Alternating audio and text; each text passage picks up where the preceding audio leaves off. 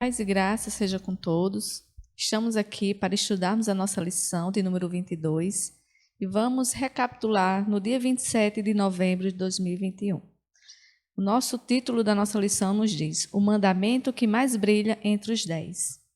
Aqui nós estamos reunidos para nós estudarmos com a irmã Ingrid Mariana e com o Igor Julião. E o nosso texto básico na nossa lição de Êxodo 20:10 nos diz: Mas o 7º dia é o sábado do Senhor teu Deus. Não farás nenhuma obra, nem tu, nem teu filho, nem tua filha, nem o teu servo, nem a tua serva, nem o teu animal, nem o teu estrangeiro que está dentro das tuas portas. Irmão Igor, poderia nos auxiliar com a compreensão desse texto que está em Êxodo 20:10? Amém, louvado seja Deus, que a graça e a paz de Jesus Cristo alcance todos os corações que terão contato com essa mensagem. É uma honra poder aqui estar compartilhando a palavra de Deus com vocês e que nós possamos assim vir a ter o real entendimento daquilo que será explanado nessa tarde de estudo, nesta lição da Escola Sabatina. Então o texto de Êxodo, capítulo 20, versículo 10, nos mostra claramente a intenção de Deus para com o seu povo. Deus ele colocou realmente uma pausa, um limite para que o seu povo pudesse executar toda a sua obra. Deus ele colocou na sua infinita sabedoria o dia de sábado para que fosse separado dos outros dias. Um dia diferente, um dia de santificação, um dia onde o povo deixaria todos os seus labores de lado e agora se voltariam para Jesus Cristo, se voltariam para o Criador, se voltariam agora para as coisas celestiais, eternas, aquilo que irá nos trazer uma edificação e uma preparação. Podemos adorar a Deus em outros dias? Obviamente que sim, é lógico que sim, devemos fazer assim, mas o sábado é um dia especial, é como se fosse o aniversário da criação. Quando você completa ano, quando a sua data de aniversário chega, ela é um dia especial, mas todos os outros dias da sua vida são especiais durante aquele ano que passou. Assim é o sábado. O sábado é um dia para comemorar, é um dia para festejar a obra da criação, aonde Deus assim instituiu lá no Éden, para que nós viéssemos assim fazer justamente esse lembrete, esse momento de adoração. Então, sabiamente, Deus nos deu o dia de sábado para o santificar, colocando limite em nossos labores. Amém. Graça e paz a todos, que a graça e a paz de Deus estejam com cada um de vós. Passaremos agora para a questão de número 1, que nos pergunta assim: qual o mandamento que mais brilha entre os 10? Por quê? Digno és, Senhor, de receber glória e honra e poder, porque tu criaste todas as coisas, e por tua vontade são e foram criadas. Apocalipse, capítulo 4, versículo 1. Mas o quarto, o mandamento do sábado, brilhava mais que os outros, pois o sábado foi separado para ser guardado em honra do santo nome de Deus. O santo sábado tinha aparência gloriosa, um halo de glória o circundava. Vi que o mandamento do sábado não fora pregado na cruz. Se tivesse sido, os outros 9 mandamentos também o teriam, e estaríamos na liberdade de transgredi-los a todos, bem como o 4º mandamento. Vi que Deus não havia mudado o sábado, pois ele jamais muda. Então, qual o mandamento que mais brilha entre os 10? Por quê, irmão Igor? O mandamento que mais brilha, que mais se destaca, irmã Ingrid Mariana, prezados ouvintes da palavra de Deus, irmã Maria José, que aqui se encontra, o mandamento que mais se destaca é justamente o sábado. Nós vamos ver que uma das maiores controvérsias no mundo religioso é a respeito da guarda do sábado. O dever de guardar ou não guardar. Devo guardar o sábado hoje como era no passado ou não? Será que o nosso descanso é em Jesus Cristo e a obrigatoriedade do sábado foi deixada de lado? Era um mandamento que foi instituído apenas para o povo judeu e a igreja dos dias atuais não há essa obrigatoriedade, essa necessidade. Por que então que no livro, os primeiros escritos, páginas 32 e 33, vem a irmã Ellen G. White inspirada por Deus, trazer essa explanação de que o sábado ele brilhava mais do que os outros mandamentos. Então, nós não temos dificuldade nenhuma de compreender essa questão, porque quando nós lemos nos textos inspirados e vemos que o mandamento do sábado brilhava mais do que os outros, pois o sábado foi separado para ser guardado em honra do santo nome de Deus, nós realmente entendemos que o sábado ele é um destaque. Por que ele brilhava? Por que foi dado essa visão profética à profetisa Ellen White? É justamente porque o sábado, nos dias atuais, qual mandamento mais se destaca entre os demais? Onde nós encontramos pontos de diferentes discussões, de diferentes pensamentos com relação aos outros 9 mandamentos. É praticamente unânime que os outros 9 mandamentos, eles têm que ser observados. Onde se destaca, então, a discussão em cima do decálogo? Em cima do 4º mandamento, em cima do santo sábado. Ou seja, ele é ou não é o mandamento que mais se destaca? Ele é ou não é o mandamento que tem um diferencial com relação aos outros? É obviamente que ele é o mandamento que se destaca. Então, essa visão ao qual a profeta norte-americana Ellen G. White ela teve com relação ao sábado brilhar mais do que os outros, é justamente por conta desse destaque. Ela viu ali um halo de glória que o circundava. Ela viu ali que o sábado, na sua visão, ele tinha ali um brilho totalmente diferenciado dos demais mandamentos. Ele, talvez pudéssemos dizer assim, seria o mandamento mais importante. Nós vamos ver aí, no decorrer da discussão, qual a importância do sábado, qual é a intenção de Deus com relação ao sábado. Então, de fato, qual o mandamento que mais brilhava entre os 10 e por quê? O mandamento que mais brilhava era o sábado, isso fazendo referência à visão profética, e o porquê é justamente pelo destaque que o sábado tem no mundo religioso e da importância que o sábado tem para os filhos de Deus. E nós vamos descobrir isso no decorrer das lições subsequentes. Amém. Nossa segunda questão nos faz a seguinte pergunta: por que o 4º mandamento é um mandamento diferenciado dos demais? Aqui em Êxodo 20:11 nos fala: porque em 6 dias fez o Senhor os céus e a terra, o mar e tudo que neles há. E ao 7º dia descansou. Portanto, abençoou o Senhor o dia do sábado e o santificou. A nossa notinha nos fala: o selo da lei de Deus se encontra no 4º mandamento. Unicamente este, entre todos os 10, apresenta não só o nome, mas o título do legislador. Declara-se ele o Criador dos céus e da terra, e mostra, assim, o seu direito à reverência e culto acima de todos. Fora deste preceito, nada há no decálogo que mostre por autoridade de quem foi dada a lei. Então, irmão Igor, por que o 4º mandamento é um mandamento diferenciado dos demais? É muito interessante meditar nessa diferenciação que há entre o 4º mandamento e os demais mandamentos. Nós vamos ver ali as proibições que Deus coloca quando ele estipula o decálogo. Não terás outros deuses diante de mim, não falarás o nome do Senhor teu Deus em vão, não cobiçarás, não matarás. Ele coloca também ali as honras que devem ser dadas a pai e mãe, e ele coloca também um lembrete. O sábado é um lembrete, ele lembra-te do dia de sábado para o guardar e o santificar, porque 6 dias trabalharás e farás toda a tua obra, e o 7º dia é o sábado do Senhor, porque fez o Senhor os céus e a terra e tudo o que nele há. Então veja só, por que o 4º mandamento é um mandamento diferenciado? Porque o selo de Deus se encontra no 4º mandamento. Mas como assim o selo de Deus?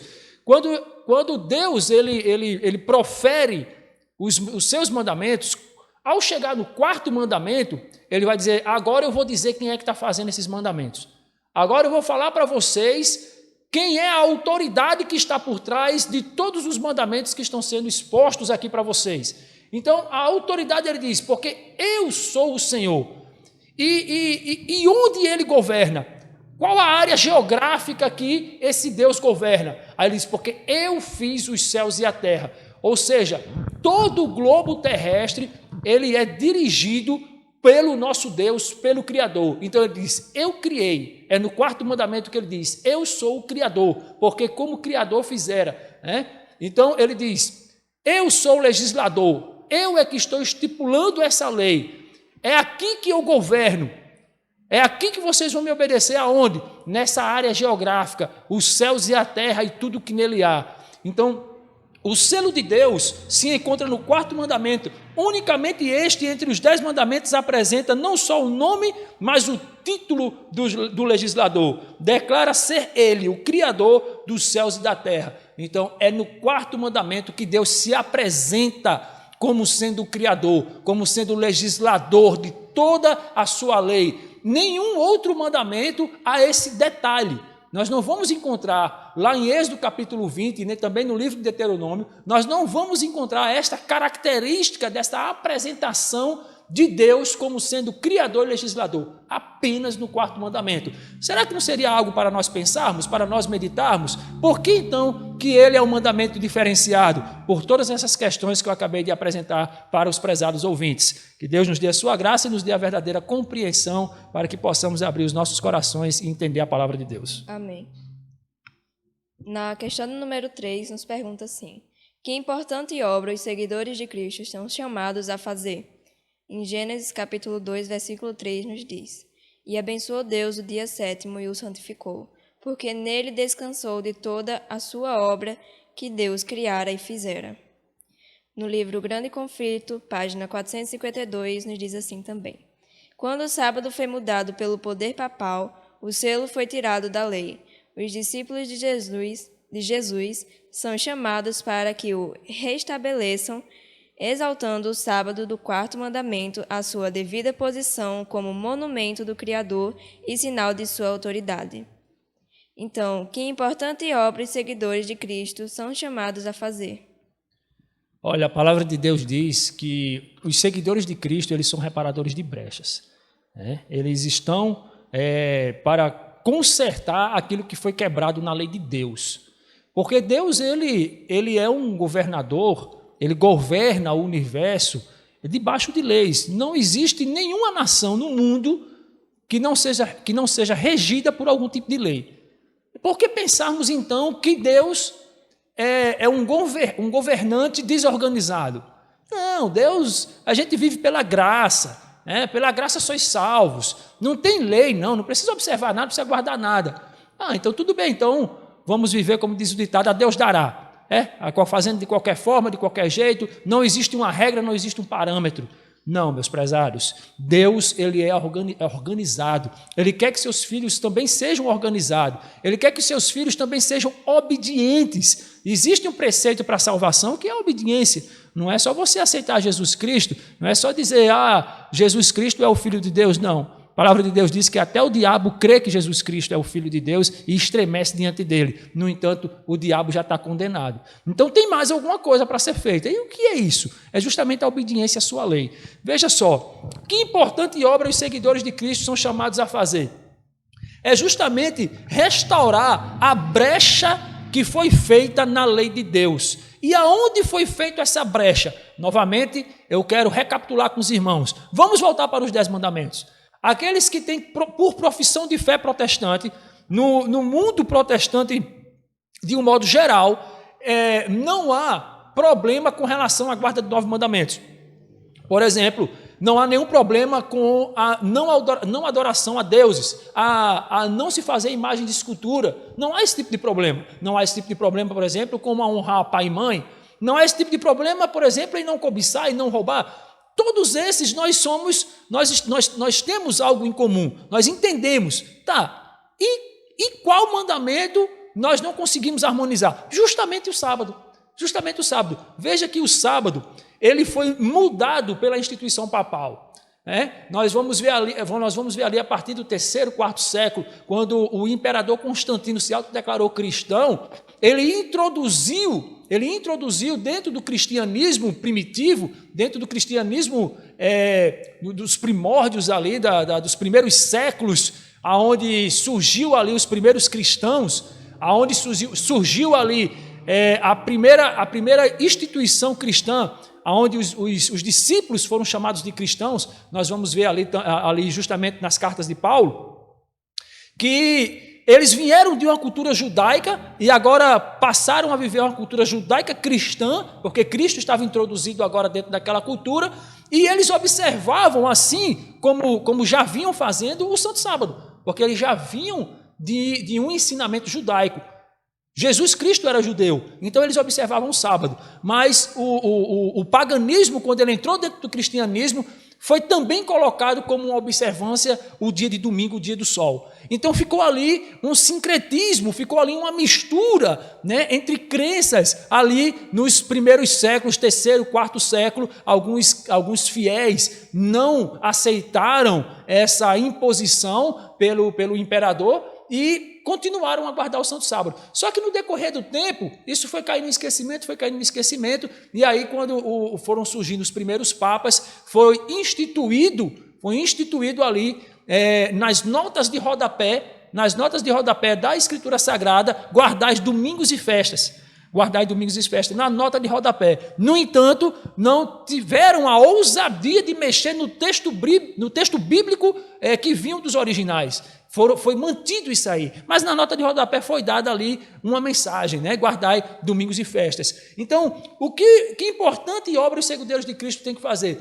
Eles têm justamente que restaurar e restabelecer, né, esse dia de guarda que é o sábado. Nós não vamos encontrar nas páginas bíblicas de Gênesis e Apocalipse nenhuma passagem, nenhum versículo, nenhuma linha sequer que exalte o domingo como sendo o dia do Senhor. Não, meus irmãos, mas nós vamos encontrar dezenas de passagens que vão comprovar que o sábado é o dia de guarda do Senhor. Então, aí está o trabalho dos servos de Deus da atualidade: restabelecer e exaltar o santo sábado como sendo o mandamento de Deus que está vigorando nos dias de hoje.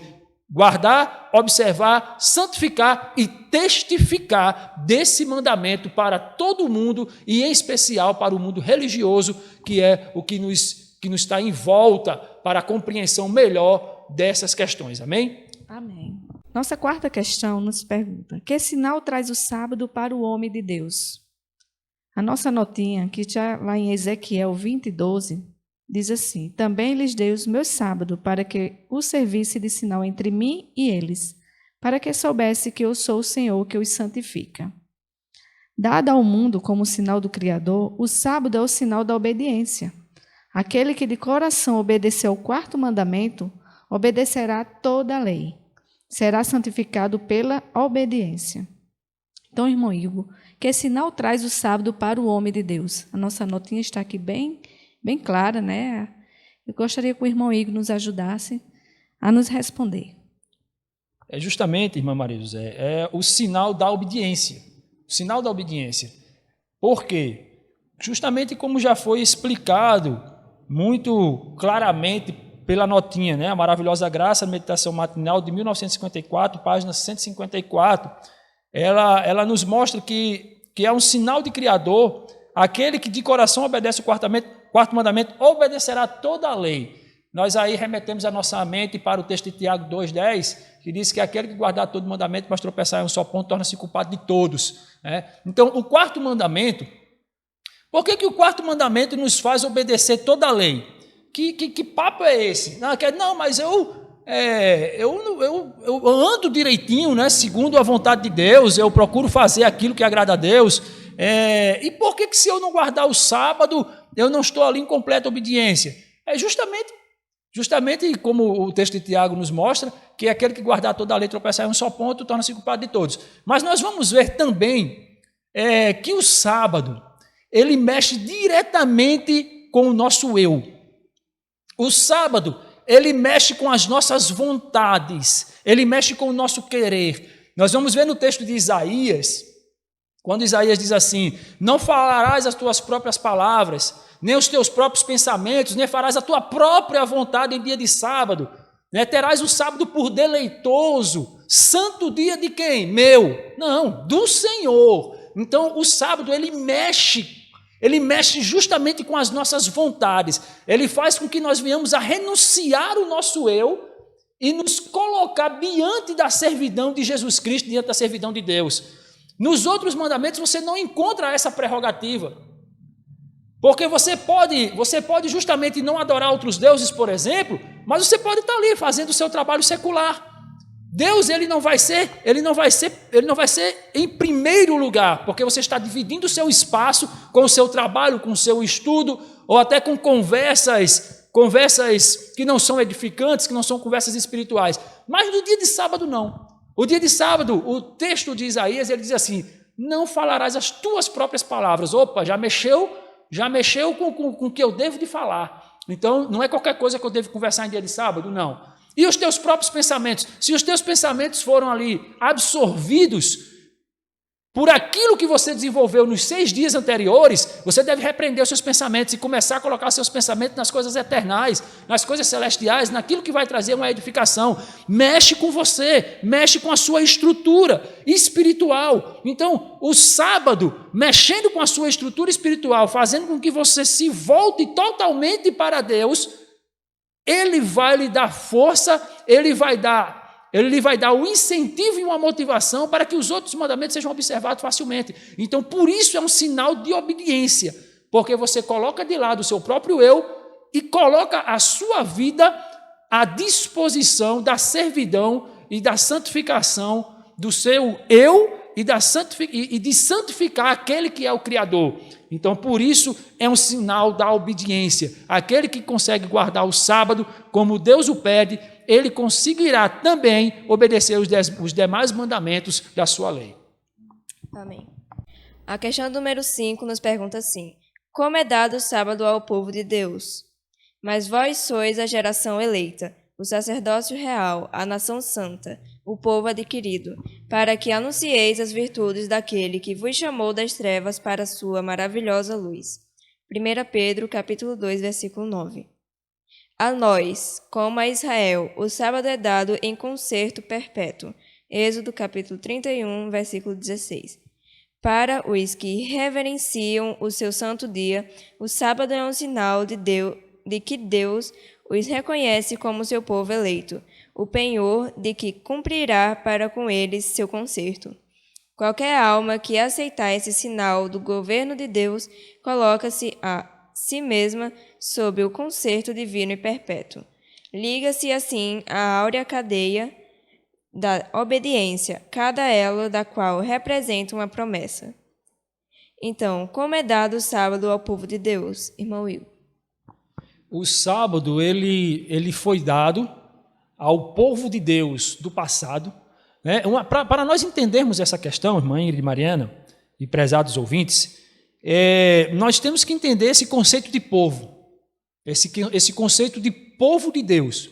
Veja, Deus, ele sempre teve um povo representante dele aqui na terra. Quem foi o primeiro povo de Deus? Adão e Eva. Adão e Eva, eles foram os primeiros representantes de Deus. E no decorrer, e no passar do tempo, sempre houve ali aqueles que o representavam. Abraão era um representante de Deus. A descendência de Abraão também foram descendentes de Deus. E ali surgiu a nação israelita. Então, a nação israelita era a nação eleita, era povo de Deus. Quando Jesus apareceu, ele trouxe para si ali os 12 apóstolos, constituiu a sua igreja. Ele queria restaurar, eles vinham para as ovelhas perdidas da casa de Israel. Então ele queria restaurar aquilo que era o seu povo o negou, o recusou, crucificaram o Salvador e rejeitaram ali a sua graça. Então, obviamente que Deus agora teria que levantar outro povo para que o representasse. Então os apóstolos fizeram ali as honrarias de representar a Deus como povo. E aí veio a igreja primitiva, depois os reformadores, e aí veio se prolongando o povo de Deus pelos séculos dos séculos até os dias de hoje. E aqueles que guardam os mandamentos de Deus e a fé em Jesus Cristo, como está escrito em Apocalipse, esses são os representantes de Deus na terra. Esses estão ali, são o povo de Deus que representa a Deus na terra. Se você guarda os mandamentos de Deus e tem a Jesus Cristo como seu Senhor e Salvador, você é um representante de Deus aqui na terra. Você faz parte do povo de Deus. Lembre-se também do que está escrito no livro de João, capítulo 10, quando ele diz: ainda tenho outras ovelhas que não são deste aprisco, mas que convém a mim conduzi-las. Quando elas ouvirem a minha voz, haverá um só rebanho e um só pastor. Então, Deus, ele tem almas sinceras em todas as igrejas. Todas as igrejas ele tem alma sincera. Então, que sinal traz, como é dado o sábado ao povo de Deus? O sábado é dado ao povo de Deus justamente como um concerto perpétuo, ou seja, o sábado ele não passou, o sábado não foi cravado na cruz como alguns ensinam, não, de maneira nenhuma. O sábado ele permanece perpetuamente por todas as gerações do povo de Deus. Eles têm por obrigatoriedade a guarda do sábado, porque nós já vimos nas questões anteriores, porque o sábado é um sinal de obediência, ele nos prepara para obedecermos os demais mandamentos de Deus. Então, o sábado ele não passou. Qualquer alma que aceitar o sinal do governo de Deus coloca-se em si mesma sobre o concerto divino e perpétuo, ou seja, o sábado ele permanece, ele permanecerá, ele sempre fez parte dos atributos daqueles que professam obedecer a Deus. Ele sempre fez parte da obediência à lei de Deus. Então, como é dado o sábado ao povo de Deus, ele é dado perpetuamente. Então, nossa sexta questão nos faz a seguinte pergunta: o que devemos demonstrar ao mundo através da obediência aos mandamentos de Deus? Em Apocalipse 22, versículo 12, nos diz: e eis que cedo venho, e o meu galardão está comigo, para dar a cada um segundo a sua obra. A nossa notinha nos fala: devemos mostrar que estamos buscando trabalhar em harmonia com o céu, em preparar o caminho do Senhor. Cumpre-nos dar testemunho a todas as nações, tribos e línguas, de que somos um povo que ama e teme a Deus, povo que santifica o sábado do sétimo dia. E devemos mostrar claramente que temos inteira fé em que o Senhor está prestes a vir nas nuvens do céu. Então, irmão Igor, o que devemos demonstrar ao mundo através da obediência aos mandamentos de Deus? Então, há muitas coisas que devemos demonstrar ao mundo através da obediência. Por que nós obedecemos à lei de Deus? É uma pergunta que está entrelaçada nessa questão de número 6. Por que obedecer a Deus se a graça já nos salva? Então, é uma pergunta interessante. Nós obedecemos a Deus porque nós buscamos trabalhar em harmonia com Ele. Porque nós procuramos trabalhar de acordo com a sua vontade, não de acordo com a nossa vontade. Se nós... Veja bem, nós falamos muito facilmente, por exemplo, Jesus Cristo é o meu Senhor. Nós ouvimos muitas vezes essa frase. Aceite a Jesus Cristo como seu Senhor e Salvador. Nós não ouvimos muito isso? Lógico que nós ouvimos muitas vezes. Mas o que implica você dizer que aceita Jesus Cristo como seu Senhor? Opa! Se é como seu Senhor, é porque Ele tem autoridade sobre você. O senhorio de Jesus Cristo, ele é presente na sua vida. Ou seja, você se coloca em subordinação a Cristo. Então, se você se coloca em subordinação a Jesus Cristo, logicamente você vai obedecer aquilo que Ele vai colocar como desígnio para que seja assim obedecido. Então, o que devemos demonstrar ao mundo através da obediência? Que nós estamos buscando andar em harmonia com a vontade de Deus e não com a nossa vontade. E também demonstrando ao mundo que nós estamos aguardando a vinda de Jesus Cristo. Nós estamos nos preparando para a volta de Jesus Cristo. No céu, nós vamos viver eternamente adorando, glorificando e exaltando o nome do nosso Criador. Então aqui nós buscamos esse preparo. E como é que nós fazemos isso? Obedecendo a sua vontade, obedecendo a sua lei, obedecendo a sua palavra. Como diz o salmista, ele diz: lâmpada para os meus pés, luz para o meu caminho é a tua palavra. Ou seja, quem é o nosso guia? Quem é a nossa bússola? Quem é que nos faz caminhar em pastos verdejantes? Quem é que nos faz caminhar sobre águas tranquilas? É a palavra de Deus. A palavra de Deus é quem nos faz andar seguramente por esse mundo, ou seja, ela é a nossa regra, ela é o nosso parâmetro de vida, ela é o que vai nos fazer andar segundo a vontade do nosso Criador. Então é isso que nós devemos demonstrar ao mundo, que nós estamos em harmonia com o caminho do nosso Deus e aguardamos a breve volta do nosso Salvador nas nuvens do céu. Amém. A nossa última questão de número 7, nos pergunta: quem é o povo que Deus considera como sendo seus? Em Apocalipse, capítulo 14, versículo 12, nos diz assim: aqui está a paciência dos santos. Aqui estão os que guardam os mandamentos de Deus e a fé em Jesus. Quem são esses? O povo denominado por Deus, aquele que na terra testificam sua lealdade. Quem são eles? Os que guardam os mandamentos de Deus e a fé de Jesus, os que tiveram o crucificado como seu Salvador. Então, quem é o povo que Deus considera como sendo seus? Amém, louvado seja Deus. Isso é uma das questões mais belas que nós podemos aprender. Quem é o povo que Deus considera como sendo seus? Olha, é uma pergunta inspirada, tanto a pergunta como a resposta. Então, o povo que Deus considera como sendo seus é justamente aqueles que foi demonstrado na visão do profeta de Pátimos, do profeta João. Está descrito no livro de Apocalipse 14, 12, aonde ele, em meio a tantos povos, na sua visão, isso é muito interessante de nós avaliarmos. João, quando a palavra de Deus diz assim: aqui estão, ou aqueles são, aqueles que guardam os mandamentos de Deus e a fé de Jesus Cristo, né? Aqui está, deixa eu ler o texto para que fique mais claro. Diz aqui: aqui está a paciência dos santos. Algumas traduções diz a perseverança. Veja só, quando ele fala aqui está, é porque ele achou alguma coisa.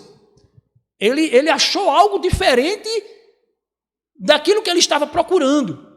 Por exemplo, se nós perdêssemos agora a nossa lição, que nós estamos em mão, ou a canetinha que a irmã Ingrid Mariana segura em suas mãos, o marcador de texto, e nós estivéssemos agora procurando e tivesse vários marcadores de texto aqui próximo de nós, vários, aí tem um verde-limão, mas digamos que tinha um vermelho, tinha um preto, tinha um amarelo, mas nós estávamos procurando esse aí, verde-limão, né? E quando nós achássemos, o que é que nós iríamos dizer? Aqui está o marcador de texto, né? Aqui está, eu achei o marcador de texto. Então, o marcador de texto de João foi o povo que ele viu. Ele disse: aqui está, achei o povo, aqui está. Porque João olhou e ele diz: a terra está corrompida, não há ninguém a quem se salvar, não há ninguém a que venha morar nas cortes celestiais. Aonde está o povo que vem habitar o céu? E ele procurava incansavelmente, de repente ele viu, e ele disse: aqui está. Aí ele deu as características deste povo. Ele deu as características deste povo. Este povo era diferente dos demais povos. Então, quais eram as características desse povo que foi externada pelos lábios do profeta de Pátimos? Aí ele disse: aqueles, aqui estão os que guardam os mandamentos de Deus e a fé em Jesus Cristo. Amém? Então veja que beleza, que maravilha essa visão. Quando ele encontrou o povo que habitaria o céu, ele disse: este povo, ele guarda os mandamentos de Deus. E não somente isso, mas eles também têm fé em Jesus Cristo. Eles também aceitaram o sacrifício na cruz do Calvário, o sangue vertido, como propiciação, para que pudesse nos lavar e nos remir dos nossos pecados. Então, o profeta de Pátimos, e aqui na notinha que diz assim: quem são esses? O povo denominado por Deus, aqueles que na terra testificaram sua lealdade, ou seja, aqueles que foram obedientes, aqueles que buscaram viver não suas próprias vontades, mas buscaram viver em harmonia com a vontade de Deus. Quem são estes? Quem são eles? Os que guardaram os mandamentos de Deus e a fé de Jesus, os que tiveram o crucificado como o seu Salvador. Amém? Amém. Que possamos estar incluídos